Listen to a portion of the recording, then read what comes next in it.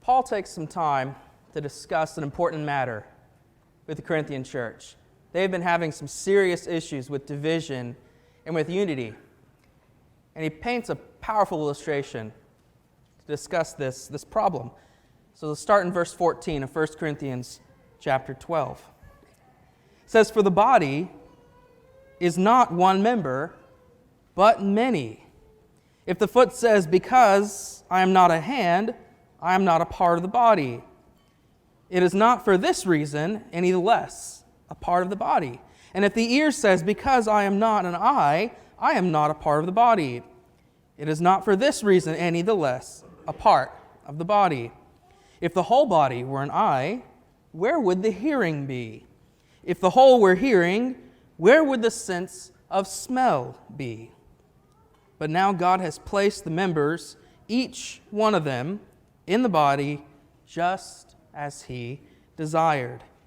If they were all one member, where would the body be? But now there are many members, but one body. And the eye cannot say to the hand, 'I have no need of you,' or again the head to the feet, 'I have no need of you.' On the contrary, it is much truer that the members of the body which seem to be weaker are necessary. And those members of the body which we deem less honorable, on these we bestow more abundant honor, and our less presentable members become much more presentable. Whereas our more presentable members have no need of it. But God so composed the body, giving more abundant honor to that member which lacked, so that there be no division in the body, but that the members may have the same care for one another. And if one member suffers, all the members suffer. If one member is honored, all the members rejoice with it." It's a powerful illustration, very real. And it's very real to the Corinthian church at this time because there's a fable that's been around for hundreds of years that ties in. I want to read this fable to you now. It really helps to bring what Paul's saying, I think, to life. It reads, "There came a day when man's members did not all agree amongst themselves, but each had its own ideas and a voice of its own. The other parts thought it unfair that they should have to worry, and the trouble and the labor of providing everything for the belly, who they thought was lazy.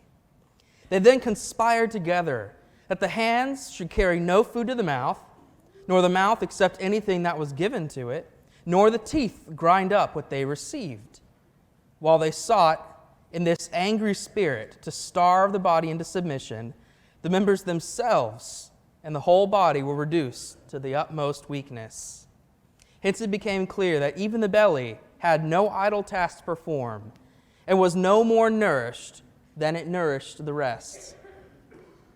When the body goes to war amongst itself, it's not a good thing.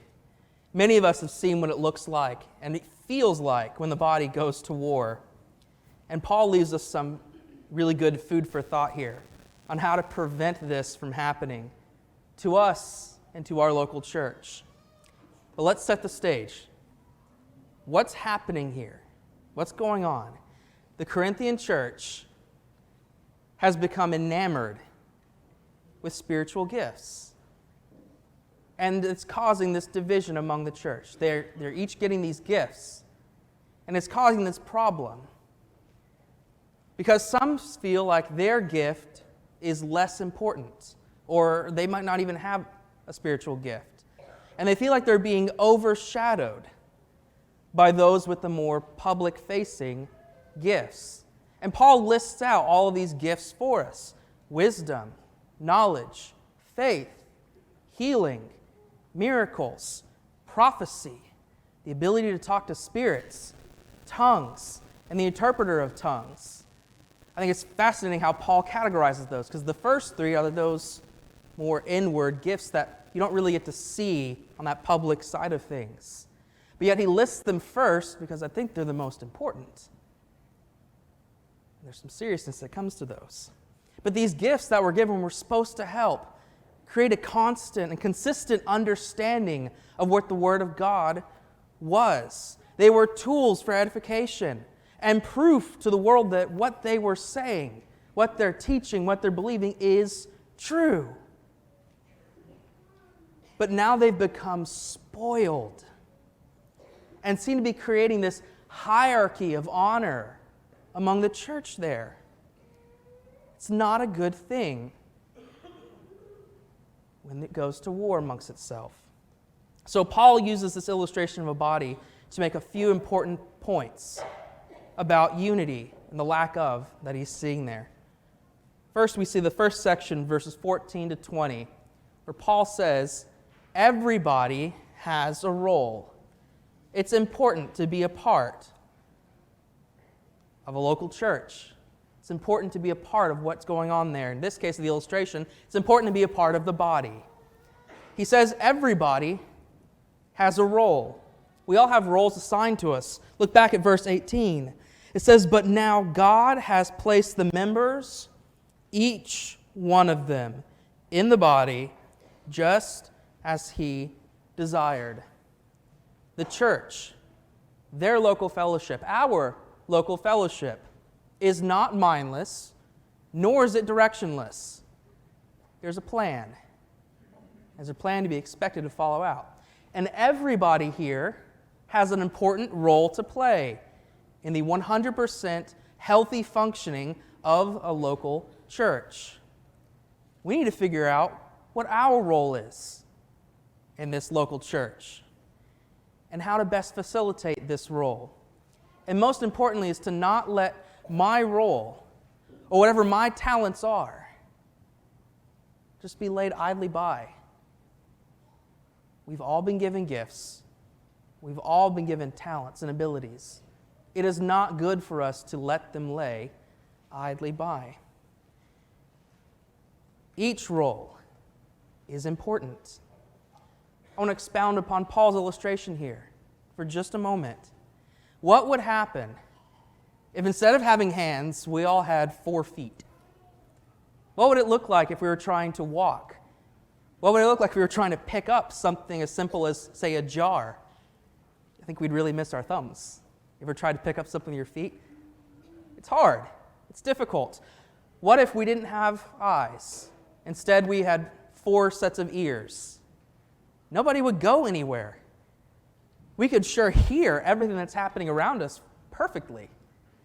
But as soon as you take maybe 2 steps forward, running into a rock or a tree or something because you can't hear what does not move, it would be ridiculous. We would look ridiculous. Our function would not be right. Just because what you think is insignificant does not always make that true. Yes, some of us cannot carry a tune in a bucket or cannot keep a steady beat. Some might have crippling stage fright or cannot get up in front of a group of people and speak, even in small groups. Maybe your voice is just too soft or it's too loud and people are turned off by your speaking voice. You might not have the patience to teach little kids or even adults for 30, 40 plus minutes. Those are specific gifts to certain people. But I know for a fact, and this helps of being here, growing up at this church for 25 plus years, I know for a fact that some of you have a very powerful and strong listening ear. I know for a fact that so many of you have a very empathetic heart, one who is open and soft and willing to stand by and to cry and to mourn and to celebrate and be joyful with those who need it. I know for a fact that many of you have deep and enlightening advice and wisdom, not just for the younger generations, not just for those that you share time with, your peers, even for some of the older generation that needs that advice and help. And I know for a fact There are so many benevolent hearts and hands here in this local family. I've seen it. I've been a part of it. I've been on the receiving end of it. Sometimes you don't really know how special that is until it's occurred for you. I know for a fact this church family is special. And it works well together. But just because we're part of a body does not mean that something exposed or on the outside, just because you have one of those roles that might be a forward-facing thing, does not mean that your role is not important. So there's a challenge for us. There's a challenge for us today is to find your role. Simply find your role and do your best, to do our best, to bring honor to God and to our brothers and sisters with whatever your role is. Here's a couple quick ones. Men, young men, older men, leading in a godly way, both here, at home, at school, at work, making sure your example is shining strong. To our ladies, the many different acts of service that you do for not just one another, but for everybody here. Those are special and those are important. To our youth, your attentive listening ears. The advice that you get, the instructions that you are gathering, applying them every day, I'm seeing it happen. And I'm so encouraged by that. Thank you. Thank you for sharing your gift there. To our singles, I see many of you spending the extra time that you have because you don't have a significant other. You're spending all that extra time teaching and serving and helping those parents and families who don't have a lot of time on their hands, helping to supplement there. Thank you for sharing your gift. To our married couples, raising and helping to raise God-fearing children. I have been on the blessed receiving end of not just having my parents help to raise me, but so many other parents that I have called mom and dad, teaching me, guiding me, encouraging me. Thank you. Thank you for sharing your gifts. It means the world to us. But there are some specific roles. There are some specific roles that are given that need to be addressed and looked at. To our elders, feet to lead, eyes to see danger, ears to listen, hearts that care for the needs of the flock. Thank you for doing those deeds. Thank you for fulfilling that role. I am not envious of that position. Thank you for doing those things. To our teachers and the other preachers, as they listen on YouTube, mouths and tongues that speak the truth, minds, brains that have set time to study and to process what is being ingested in their life, to then help the rest of us be able to see and interpret and understand what the Word is given to us. To the other two men that preach along with me, the ears that listen to the rest of the body, and to be able to see what the needs of the flock are so that we can help address problems, concerns, questions. To our leaders of worship who bring a strong voice in time of worship, in prayer, and reading, and singing, and in speaking and bringing messages. Thank you for sharing your gifts. Thank you for using those talents that have been given in an appropriate way. To our ladies, the many examples that are given of Dorcas, who brings benevolence to so many of those around her who helped to encourage and was mourned sadly when she was gone. to Phoebe, helper. While you might not be up in the front of things, I promise the things you do are very important to those who are leading and to supporting. And like Lois and Eunice, teaching our young ones, helping to set them down on a path of righteousness, of godliness. Thank you. These are specific gifts. These are roles that all come with very serious responsibilities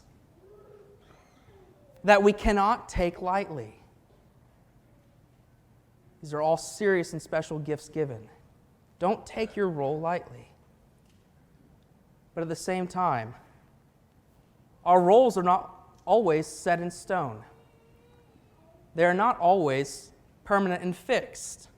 As we grow, as we age throughout lives, our roles are going to change. To our young people, right now, you are a part of this local family. But your role is not necessarily an outward-facing thing. Go back to the illustration of the body. Think about skin for a moment. To our young people, your role right now might be to be on the inside, that first initial layer of skin that's there.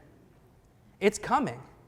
It's growing, and one day it will be on the outside that everyone can see. But right now it needs to be protected so that it can grow and become developed to be able to withstand the weathers of war, of the world. And as we grow and mature, think about the roles that you will be playing one day. Teachers, possibly preachers, possibly deacons, elders' wives, deacons' wives, preachers' wives. These are really important roles that you don't need to be deciding on as they come. They're things you need to be planning for and looking forward to in the future. It's important that we are growing and leading towards this mature growth. To our older folks, many of you have known your roles and have lived them out splendidly. Thank you. But in your twilight years, your roles might have begun to change from that more outward facing to a role of guidance and advice. Sages of wisdom. You have traveled, many of you have traveled or been with this congregation for a very, very long time. There are things that we, the younger generations, need to know. Ways to prevent wounds from opening up and allowing infection of sin and Satan to enter into this local congregation. Be that guiding force. Do not sit idly by, and do not let us let you sit idly by. And to those in between, wherever you find yourself on that spectrum, I'm not going to place you anywhere, you are most likely those truly active parts of the body. You're going to be that most outward layer of skin that everyone can see. Please make sure to take a moment to slow down. Take a deep breath and just slow down a little bit in life. And make sure that the rest of this fellowship is being looked after, being defended strongly, and is being able to keep up with where we're going in life. We need that guidance. We need that help. You're the driving force. Drive well. Everybody has a role. These roles are very important. The last section Paul gives here, though, is just as important as the first. He says, do not leave anybody behind. A body does not last long when its parts are being dispersed among a large space. If we do so, we open up the body to a lot of problems, a lot of serious things. It's called the first one organ failure. How long can you go if just one of your essential organs begin to fail? Not long. I know from experience how long you can go for one of these non-essential organs until it really begins to affect you. Many of you remember when I was in my early teens, my appendix ruptured. It took 1 weekend of it sitting in there and beginning to fester for gangrene to set in, for me to spend about 2 weeks in the hospital, literally on death's door. Even these, what we consider non-essential organs, are serious to the body. And when they get infected and begin to die and have problems, the rest of the body can quickly go. We need to make sure that we are constantly doing checkups on our brothers and sisters that make up the structure of this local family. Constant checking up on each and every one of us. What about open wounds? When we begin to separate from one another, we also open up ourselves to infection from sin. As soon as we begin to click off, create factions, dissension, divisions, like in the Corinthian church, problems begin to arise. Sin begins to creep in. And we begin to lose precious souls. That's not a good thing. When our body is working in harmony, these foreign bodies that come in, that are trying to break us down, bacteria, fungal, virus, when these things come in, our bodies can easily break them down when they're working together. But ever seen somebody with autoimmune problems that can't do that, those simple things? Their lives are tough. Their lives are hard. They're instead being broken down when their body should be doing the breaking. But if allowed to grow and to multiply, this infection will create disarray and will lead to lifetime and life-threatening situations and problems that might even break, maim, or kill the body. Many of us have seen what that looks like. We've seen local churches that have been infected by sin, that have let sin go rampant. And what's happened?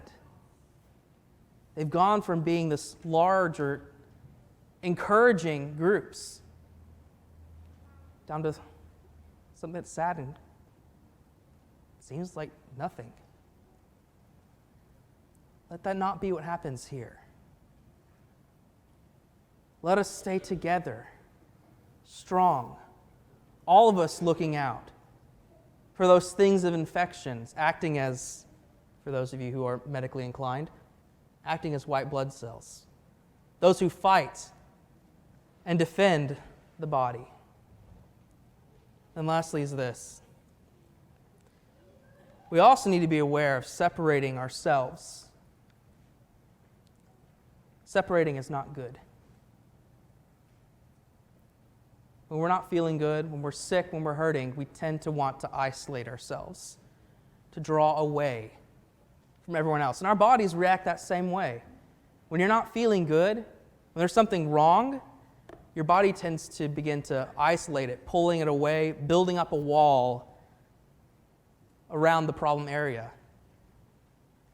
That creates scar tissue. That creates something that is hard for the body to recover from. It's hard when we pull away from one another. Because the further I go from, say, Terry, the harder it is in the future for me to come back to him.